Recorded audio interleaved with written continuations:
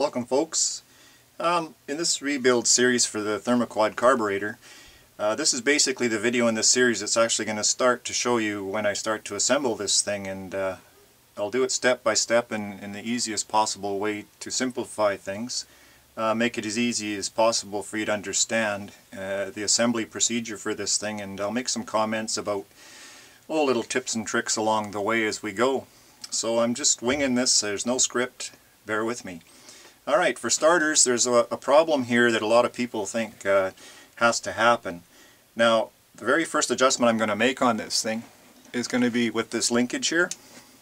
This one that it joins the primary throttle shaft and the secondary throttle shaft actuation. It's what brings the secondary throttle plates into play after the primary throttle plates open up 45% thereabouts. So the secondary throttle bore plates will not open until these are substantially open first, and that's the linkage there that we have to adjust first.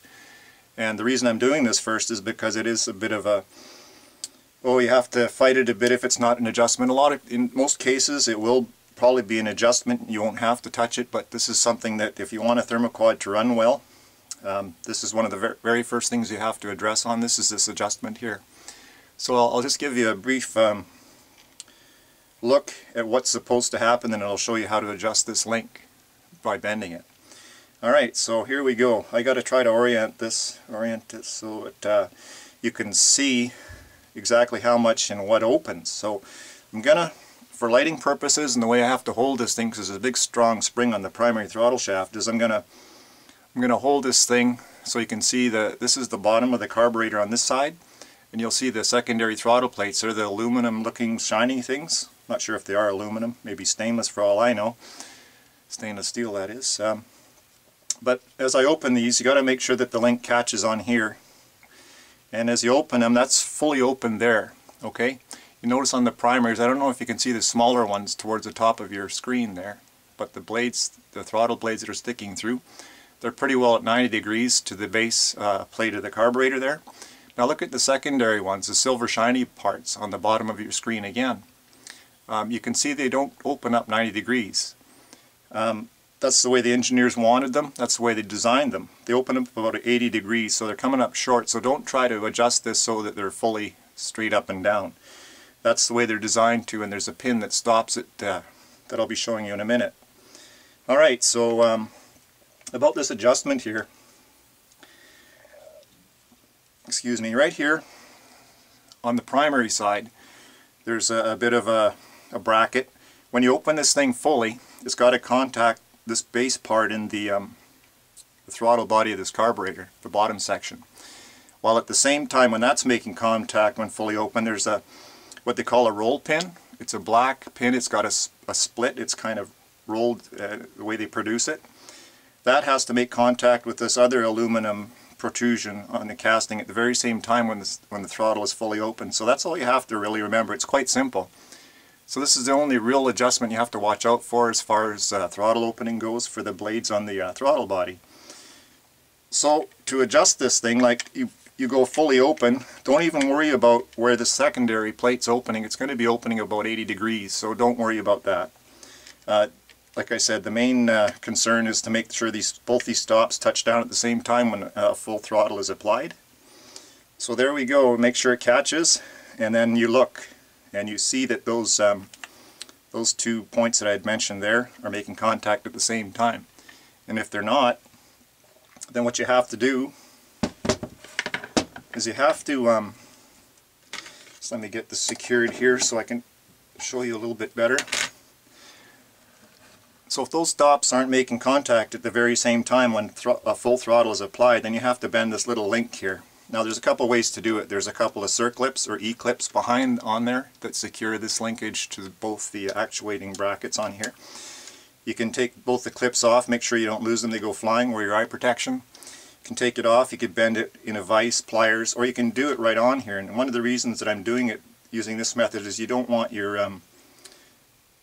phenolic plastic float bowl here while you make this adjustment. If you start banging into it, you could do some damage. So best to do this adjustment while this part is all alone, all by itself. So the easiest way that I can come up with for you is basically get 2 pair of pliers, secure this in a vise or clamp it to a piece of wood or something, make sure you don't damage anything when you do it. And all you have to do is basically put a pair of pliers on this side and a pair here like so, whatever way it is that you can get at it. This is the method that you use while it's still installed in the carburetor. Okay, so you just bend it a little bit and then you go back and you apply full throttle and you watch where those 2 stops are. Once they make full contact with both of the stop parts on the throttle body themselves, then you're all set. You don't have to make another adjustment. But if you have bent this, then you make sure you put those clips back on there to secure this back in the link if you're going to bend this separately from the throttle body. So assuming that's excuse me, all adjusted in and properly, that's probably the number one thing you have to do on these. For the most part, they are all pretty good. They do touch their stops both at the same time when the full throttle is applied. But you're going to run into the odd one that it wasn't adjusted properly, or somebody decided they wanted those secondaries to open up to 90 degrees. But they designed it, I have a feeling that they designed it with that angle so it would maybe concentrate the mixture coming in and force it to the center or the base of the carburetor. That's my theory. That's the only one I can really come up with. But that's what the engineers want. So all you have to remember is to put both those stops touching down at the same time when full throttle is applied. Okay, so now considering that's all done, then there's a couple of smaller parts that I'll add to this while we're just doing the throttle body section of this carburetor. Alright, I could probably do the mixture screws now. They're nice and simple. The way I do things, everything's by hand. You got your spring and your mixture screw. There's 2 sets, 2 springs, 2 idle mixture screws. Just make sure it's clean, the threads aren't damaged. I like to put a drop of oil or anti-seize compound on the threads just where it starts, just to keep things from getting all stuck. I'm going to rotate this to make things easier, and it's just a matter of starting them. Don't use a screwdriver, especially when you're starting any screw or bolt or anything like that. Always use your hand if the part is small enough to let you do that. So what we're going to do here is I'll just wind these in by hand. There's some straight knurled edges on here. It gives you good grip for your fingers. If you want to use a screwdriver, go easy. When it comes to bottoming these things where they stop, don't use any force past that of just finger pressure. You'll damage the taper on the needles and possibly in the throttle body where it meets that needle. So just take them in till they touch. Same thing on the other one. There's 2 of them here. Just a drop of oil on the threads. Make sure everything's all clean, of course. Have a look inside there. Make sure everything's all nice and clean. So just crank them in there, and I'll show you a pre-setting that I like to do. We'll bring the vise back into action here, steady things up, and point this thing in the proper direction for the video. Okay, like I was mentioning in some of my previous videos, is just take them in, just do them by hand, especially when you got nothing else in the way, the rest of the float bowl or the air horn on there. Just take them in till they touch by hand. No excessive force, just lightly. And like to do is, for reference points, piece of chalk there, usually point them upwards, makes things a little bit easier. And then what I like to do for a presetting, just to get the car running, your engine running, is back them out 3 turns. Some of the newer carbs might be, there's 1, 2, coming up on 3. I hope I did 3 on both sides, but you get it anyways. Put it at 3. That'll get your engine running. And you can do the idle mixture after it's all assembled and on the engine and everything. The engine's got to be hot and running when you do the idle mixture anyways. I'll be showing you that in a future video when we get this thing further along and more complete in the way it's assembled here. So there's that. Just be careful you don't bang into those idle mixture screws. You don't want to do damage. You could actually leave this part to the end. I'm just doing it on here to make things nice and easy, so there's no other extra complicated things going on, to simplify the way I'm showing you how to do this, just so it makes it clear and easy. Okay, so then we can move on to the choke pull off. I'm going to spin it around this way just to make things a little bit easier. Makes it easier for me reaching across the workbench, and also the lighting and everything to be considered when I'm making these videos. Okay, so you're always going to want a new choke pull off. This is my $25 spare parts carb. That's why it's all grimy, it's not cleaned up. The one you're rebuilding is going to be hospital clean. You don't want any dirt or grit, grime hanging around anywhere to make these things work well when they're being rebuilt properly. So get yourself a brand new choke pull-off, never use a used one. You want the best advice that I can give you is always use a new one. I probably have shown you in previous videos. This is a good example of one. Sometimes they even get stuck, they don't even open. Comes out sideways, and it's taking its sweet time. There's probably one of the #1 reasons why the secondary air door doesn't operate properly. There's a linkage here that controls the secondary air door. If these start getting old or sticky, that's when you're going to run into problems when you start having those secondaries open up.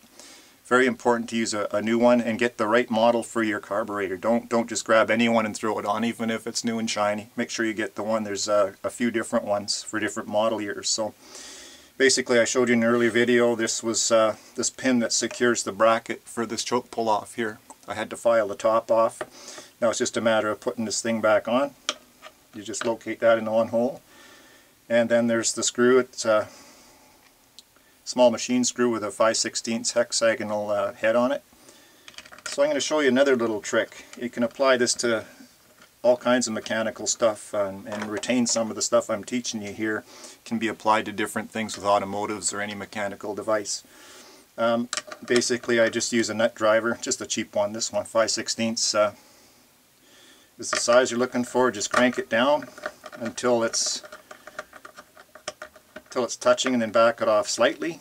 That leaves some play here. Now the way these things work is they only really apply pressure while pulling. So that means it's going to want to pull this vacuum diaphragm that way. Now you can see there's some wiggly slop in there, right? Back and forth. You want to try to pull that forward as you tighten this. So I'm going to move over to a combination wrench, and I'm going to use the box end here. And just get it on there, pulling the vacuum diaphragm or choke pull off in that direction as I tighten the nut. So you just keep tightening until you get it nice and snug. Remember, it's aluminum that you're tightening into with that steel screw, so don't go too crazy on it. You know, a couple of foot-pounds is all you need. Just a little thing like that. Okay, so that's it. It's pulled that way. It's preloaded, you might see that way. That way later on it might it might want to try to move if this loosens up, but it's actually pushing against the threads of that machine screw there, so it's actually makes a stop. So that's why I showed you to do it that way. And just to double check, excuse me, I got a 5/16 bolt here. I believe this is the size that they use to the 4 bolts that tie the base of the carburetor to the intake manifold of your engine. Just to double check to make sure that this, by pulling this and preloading it to take the play out of it, that bolt should angle off when you put it in the hole in all directions. If you find that it won't go back one way, you can just get yourself what they call a rat tail file, and you can open this up a little bit where it's interfering with the bolt. Chances are they make these things plenty big, there won't be that problem. This is just in case you need to do a little cleanup on it to make sure that that bolt's going to go straight and square into your intake manifold threads. Alright, and the last part of this, I'll just show you here. It doesn't have to be put in here till you're actually going to mount the gasket and the float bowl on, but I'm going to take this a section at a time, make it simple. There's a step-up lever for the metering rod tree.